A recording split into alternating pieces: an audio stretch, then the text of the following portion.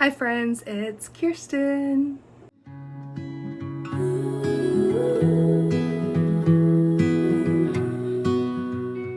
Hi friends, welcome back to another Bible study. Today we are digging into chapter 13, verses 1 through 17. And the title of this passage is Jesus washes the feet of the disciples. So we're going to get into it right now.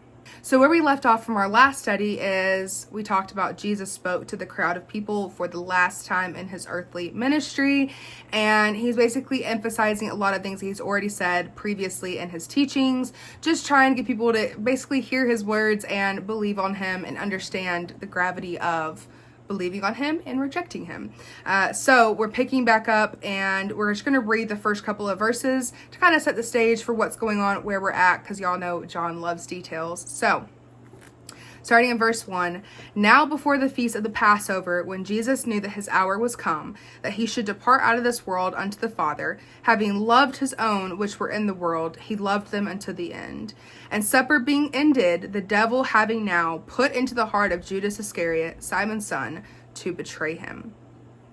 So let's break this down just a little bit. So John emphasizes the very beginning, now before the feast of the Passover. So as we know, as I've told y'all, that this Passover would be Jesus's last Passover on earth, and this is where he would be arrested and taken in to be crucified.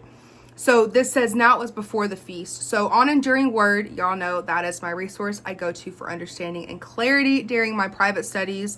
And they said that, we have a lot of like biblical scholars and teachers and theologists that kind of go through the Bible and try to pinpoint things to get their own better understanding. And a lot of them said that this could have been just a couple of days, maybe the day before the Passover feast. So that is just John once again doing what John does best and giving us the details to help us set the stage for what is going on and what we're reading. So the next part, obviously Jesus knows that his time is coming, his hour is here, that he should depart from this world and go into the Father. So basically his arrest, crucifixion, resurrection, and his ascension into heaven. I know all of the shins, right? Basically when he gets arrested, when he dies on the cross, when he comes back to life, and when he goes back to heaven. I just want to kind of clarify that because some people don't know exactly what those words mean. Again, I was raised in church and in Christian school, so those words almost sound like vocab words to me at this point. And I love the part that says, having loved his own which were in the world, he loved them unto the end. Because Enduring Word pointed this out, I think this was super cool too, points out that Jesus led them, he taught them, he cared for them, and he protected them literally throughout everything on his earthly ministry. He was there 120,000% for his disciples. And it says that loved his own. And again, Enduring Word kind of pointed out, and I didn't write it all down because Enduring Word like goes into detail a lot, and I only write things in my notebook that stand out or I feel like are most important. And on Enduring Word, it just pointed out that when he met his own was because he handpicked, he chose these disciples for a certain reason. And I'm not saying all of them were bad people, but let's just put it this way. They were not all men that you would see following a rabbi around and performing miracles with him and preaching the gospel. Like, they were just not people that you would have seen living this life based off of their past. And so Jesus knew this, and so they had a special bond, and he loved them as they were his own up until the end, meaning until he left, which obviously he still loves them because he loves us, but just in more of a physical sense of him being there face to face to love them. And verse 2 is where we're introduced to how this all goes down. We have been talking about the arrest and crucifixion and all of those things that happens next, but this is what sets it off. So the devil, Satan, has put into the heart of Judas to betray Jesus. And what's super cool that Enduring Word pointed out for me as well is that, I'll just go ahead and read it. It says, Satan looked for a man to betray Jesus, and he'd probably been cultivating Judas for a long time, but now the choice was made, and Judas was that man. So it almost seems to me like Satan had been planting like little things in Judas's mind. And like we read the other day, which kind of let us know it was the beginning of chapter 12, when Mary was anointing Jesus' feet and used an entire pound of this very expensive ointment, we saw Judas kind of get a little jealous and call Mary out, trying to ask, like, why did we sell this ointment? Why didn't we get money for this? Like, why are you using this for Jesus' feet? And so now that we're seeing this, it's kind of making sense that Satan was slowly just cultivating Judas and putting these thoughts in his head and these thoughts in his heart. And now the decision was made that Judas would be that man to betray Jesus, and that Satan had been working on him and working in his life and in his heart. And he was the one that was going to basically start this whole situation for Jesus's death, which, again, as we know, I want to point this out too, because I used to be one of these people. It is so easy to know the story and hate Judas and to be like, you're the reason, you're the cause, you're the evil man, you did this, it's your fault. It's so easy to just place blame and be like, we hate this man.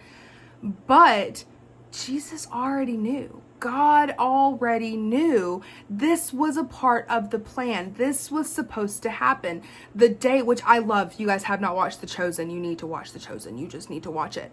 There's a part in there where Judas is introduced to the disciples, and then he makes a decision to follow along Jesus after hearing him speak.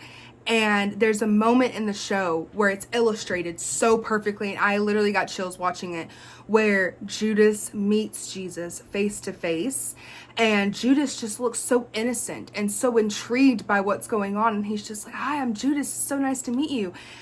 And there's like a pause on Jesus's face, and he's just like, here he is. Because Jesus already knew. Like, if you guys have not seen that show, you need to see that show for all of the reasons, but that alone, like, I got chills just now talking about it. Like, the look on his face when he sees Judas, and he's just like, you're him. You're the one who's going to start this rolling effect that leads to my death. Like, this is the man. So I know it is so easy to be like, Judas, we hate you, it is your fault. But in all actuality, if Judas didn't betray him, obviously God's will would still happen, but like, this was the plan. But if you think about it just from a logical sense, if Judas never betrayed Jesus, would all of the events that happened afterwards had still taken place? From a human kind of mindset and perspective, right? Because obviously we know that God had a will and this was part of the plan. It would have happened regardless. This is just how it was supposed to happen. But thinking as a human for a second, if it wasn't for Judas, if he didn't betray Jesus, if this did not happen, just think about it. And again, I just want to reiterate, it's God's plan. This was supposed to happen. This was going to happen regardless. But I just know from a personal perspective, my experience, I used to be one of those people that was like, I hate Judas. I can't wait to see him when I die, and I want to give him a piece of my mind. How dare you betray our Jesus?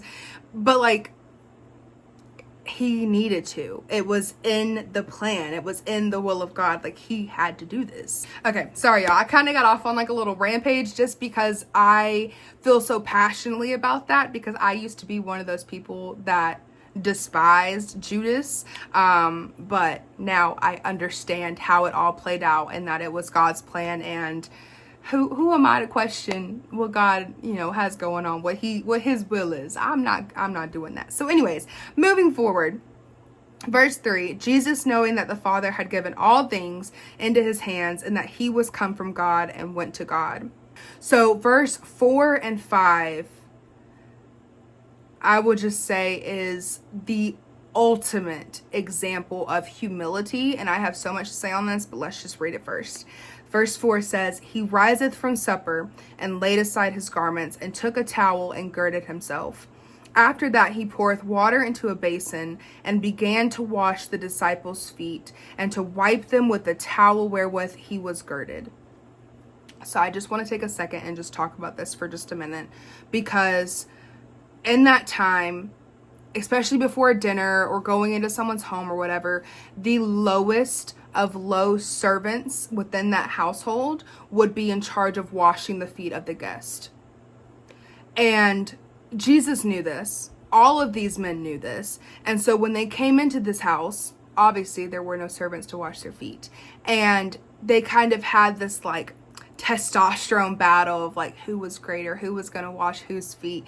And so they all sat around at this table, and Enduring Word painted a picture of how the tables were set. They were very low to the ground. They didn't have chairs. They sat kind of propped up on pillows with their feet behind them. So imagine they've been walking around in these sandals that were very loose, had their feet out. They probably were stinking, dirty, nasty, and disgusting. Okay. And so they're all sitting here enjoying this meal, and none of them have their feet washed.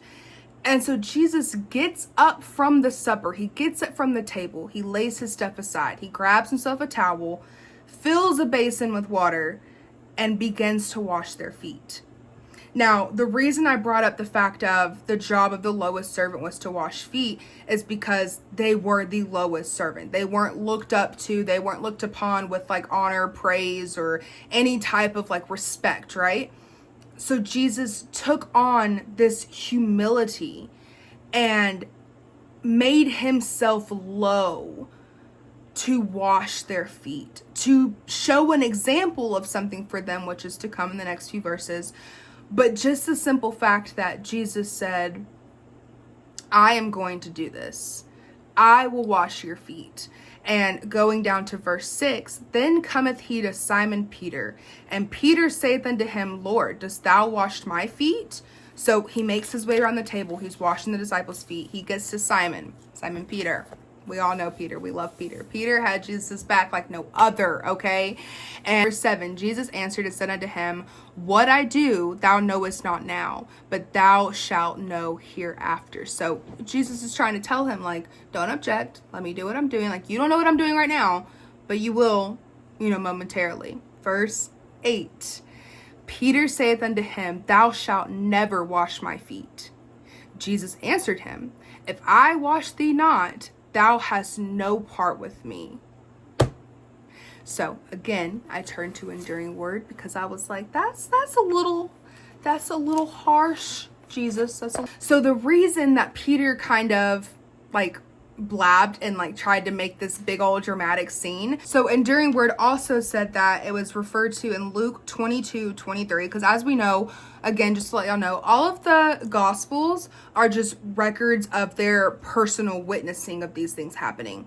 So Matthew, Mark, Luke, and John all wrote about the same stories, the same things. Some had some more, some had less, but it was all of their accounts of what they witnessed. So they're going to be, quite different.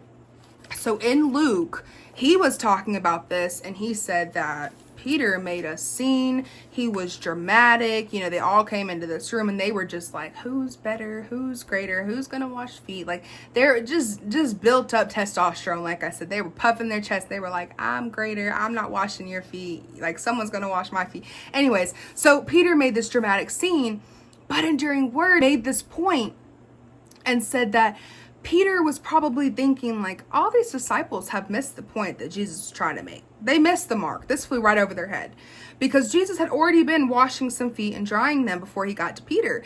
And Peter's like, y'all really just let him wash your feet? And he was thinking, oh, Jesus is kind of like setting us up. Not setting us up. No. Jesus is kind of testing us, not setting us up. He's testing us to see if we're going to object, to see if we're really going to let him wash our feet, because they all know that Jesus was worthy. He was better. He was more than them. He was a king. He was their Lord of Lords, their King of Kings. He was the Messiah. And they were just these men. And so Peter was like, Jesus wants us to object because he knows that he is worthy and we are not worthy to have him wash our feet. We should be the ones washing his feet. But that was not Jesus' point. Peter was like overthinking this whole situation. Like, this is what Jesus wants. This is what Jesus wants. And Jesus was like, no, what I want to do is show you an example, teach you something, and wash your feet in the process. This is what I want to do. And at the end of verse 8, he says, if I wash thee not, thou hast no part with me. And I took that as like a literal sense. Like, if he's not washing you, if you're not like going through this kind of metaphorically and physically for them, Like, you have no part with Jesus. And I was like, let me go to Enduring Word real quick, because I could be wrong. Again, I don't know everything. I ain't perfect. So I go to my resource, okay? Handy dandy Enduring Word. I will just read what Enduring Word said. It says, Peter had to accept this from Jesus. He became a pattern for us. If we do not accept the humble service of Jesus to cleanse us, then we have no part with him. This foot washing was a powerful lesson in humility, but more than that, it shows that Jesus has no fellowship or no deep connection with those who have not been cleansed by him. And so this was very physical, very literal sense for them. He is literally washing their feet. Obviously, Jesus is not in human form here on the earth with us today. He is not physically washing feet anymore. However, this is in a spiritual sense. This is like a metaphor of Jesus's, if you will, that unless we allow him fully to do what he wants and to accept that he's going to do what he wants, we cannot dictate, we cannot tell him what to do. He will do it. And if we accept him cleansing us completely, forgiving us of our sins, cleansing all of our darkness, all of our shame, all of our guilt, all of our hurt and our past traumas, him cleansing all of that, if we don't let him do that, we have no direct fellowship with him, no deep connection with him. We are separated from him. But if we allow him to come in, salvation, cleanse us and forgive us, and us move forward in unity with him, then we will have that deep connection, that relationship, that fellowship, that love that he wants us to have. But again, in a physical sense, Jesus is like, if you don't let me wash your feet, you don't accept this that I'm doing, this pattern, this example of humility that I'm trying to show and teach you, then you won't have that with me. So physical, literal for them, feet washing, okay? Spiritual, metaphorical for us, being cleansed completely with salvation. So then verse 9, Peter kind of understands, but again, he's trying to control the narrative. He's trying to control the situation. It says, Simon Peter saith unto him, Lord, not my feet only, but also my hands and my head. So Jesus has said, if I don't wash you, you have no part with me. We have no connection, no fellowship, no relationship, no nothing. So Peter took that as, oh, so if you don't cleanse me, if you don't wash me, I have nothing with you. Okay, go ahead, wash my feet, wash my hands, wash my head, wash me as a whole. Go ahead and wash me, because that's what I want. I want to be a part of you. I want to have this fellowship and this deeper connection with you. So if you're saying you need to wash me in order to do that, like, don't just keep it at my feet. Wash all of me, here I am, which is great. But in this sense, Jesus is trying to control the situation, and he is trying to teach them that he will do what he wants, and we need to accept that. We cannot tell Jesus what to do. If he wants to wash your feet, you let him wash your feet. You don't tell him wash other places, like wash my hands, wash my head too, like while you're at it. No, let him do what he's trying to do in your life. Allow him, give him full reign, and be completely submitted to him and his will. So then verse 10 and 11 says, Jesus saith unto him, He that is washed needeth not save to wash his feet, but is clean every whit. And ye are clean, but not all. For he knew who should betray him. Therefore he said, Ye are not all clean. So one thing that I love that Enduring Word pointed out about verse 10 is, again, it's talking about in a literal sense for them and a spiritual sense for us, because Jesus is not in human form walking around this earth today. Wish he was, but he's not. But it says that we need to be bathed by our trust in Jesus and what he did for us on the cross. So in a sense, that is already done. The initial washing, the initial cleansing that we're bathed in is already done. He died on the cross. We accept that. We're bathed. We are completely cleansed. However, going forward, we must continually have our feet washed. Think about the analogy. Have our feet washed and an ongoing relationship with and trust upon Jesus. So the initial cleansing is done. He died on the cross. We accept that salvation, that humility, that gift that he's given us of salvation. We are bathed, we are cleansed, we are washed in the blood. But then he says that going forward from the cross, which where we are now, going forward, once we have that salvation, once we have that gift, moving on into our relationship with Jesus, we need to continually, daily wash our feet. which means continuing to have a relationship with him, continuing to pray to him, continuing to trust on him, rely on him, lean on him, continuing to deeper cultivate that relationship with him. That is how we will wash our feet daily, because we are already cleansed, as he says right here, but it's clean every whit. Every bit of you will be cleansed. But then every day going forward, wash your feet. Trust in him. Build that relationship deeper, that connection. Keep on washing your feet daily, because you're already completely clean, but you need to continue to wash every day. I love that. So then verse 11 lets us know that Jesus knew what Judas was gonna do. He knew what he was up to. He knew what had already taken place. Again, none of the disciples knew. And I want to say at this point that Judas has not been offered the silver yet. I want to say that he has not betrayed Jesus yet, so he has no idea either. So Jesus is saying, not all of you are clean, because obviously Judas would be unclean in the sense that he is going to betray Jesus. So verse 12 through 17, to wrap up this study, I'm going to read through and then we'll talk about it afterwards. This is Jesus talking. So verse 12, so after he had washed their feet and had taken his garments and was set down again, he said unto them. So we're setting the stage. Jesus is done cleaning everyone's feet. He's picked up his towels, his garments he was using to wipe their feet, and he sat down at the table again, and now he's going to talk to them. He says, know ye what I have done to you? Ye call me master and Lord, and ye say, well, for so I am. If I then, your Lord and master, have washed your feet, ye also ought to wash one another's feet. For I have given you an example that ye should do as I have done to you. Verily, verily, I say unto you, the servant is not greater than his Lord, neither he that is sent greater than he that sent him. If ye know these things, happy are ye if you do them. So, again, Jesus setting the stage. He's back at the table, and he's talking to the disciples. And he's saying, do you know what I've done to you? Do you know why I've washed your feet? What the point of this is? Because we just saw that he washed all their feet. He got to Peter. Peter had a little outburst. Luke said a very dramatic scene. And he's sitting back down. He's cleaned up. He's done. He's washed everyone's feet. He's done. He's talking to them. He said, do you know what I've done? Do you know why I've washed your feet? He said, you call me master and Lord. And you're right. I am your master and Lord. But if that's who I am to you, if I'm your Lord and I've washed your feet, then you should wash each other's feet. Here, again, could be very literal, very physical sense, because he just did the physical act of washing feet.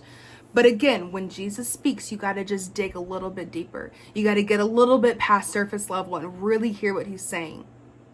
If I am your Lord and I have washed your feet, something the lowest of low servants does, that is not respected, not looked up to, actually looked down upon. If I have done this service of humility to you, this is what you ought to do to each other. Because again, going back to when it referenced Luke, Luke said they all came in there being very boastful, having big egos, saying, I'm not washing your feet because I'm greater. I'm not washing your feet because I'm greater. Jesus is saying, if I am your Lord and I'm your master and I have washed your feet, you guys can wash your own feet too. You can wash each other's feet. You can be there for one another. You can show this great act of humility to each other because I have done it to you first. And verse 15, I have given you the example that you should do as I have done to you. So he's saying all of that I just said, if I'm your Lord and I did it, you should do it to one another because I have given you the example, and it is up to you to continue to do to everyone else what I have done for you.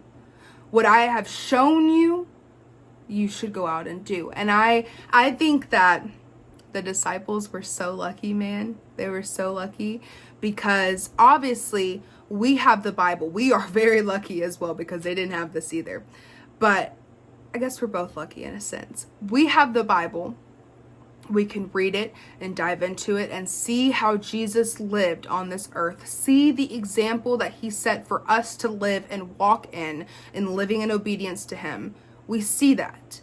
And going forward, we're able to apply that to our lives and walk as he has walked and try to do the things that he has done because he's set the example, he's paved the way, and we're just trailing behind, we're following.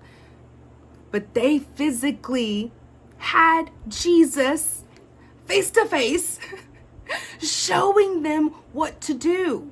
Now, again, I guess we're both lucky in a sense because they had Jesus and we have the Bible, yes. But imagine for a second, just take a second and just imagine having Jesus, the Jesus in your face, leading by example. You're at a dinner with him. He puts your foot in a water basin and he washes your feet. Your Jesus washes your feet. And then he looks at you and says, as I have done to you, let that be an example and do it to other people as well. Obviously, we're reading this and we're going to apply this, and we get this in the spiritual sense of washing other people's feet and spreading the gospel and living in the example that Jesus has set. But like, just for a second, just imagine being a disciple in that time with Jesus physically washing your feet, saying, I have given you the example, go apply it and go live in it. Can you imagine? I just think that is so cool. So the very end of that, verse 16 and 17 says, verily, verily, I say unto you, the servant is not greater than his Lord, neither he that is sent greater than he that sent him. If ye know these things, happy are ye if you do them. So he's saying none of us are better than each other. He's saying, I'm not better, I'm not greater than God who sent me. We're not all better than each other. We're not greater than each other. We are all equal. We are all men.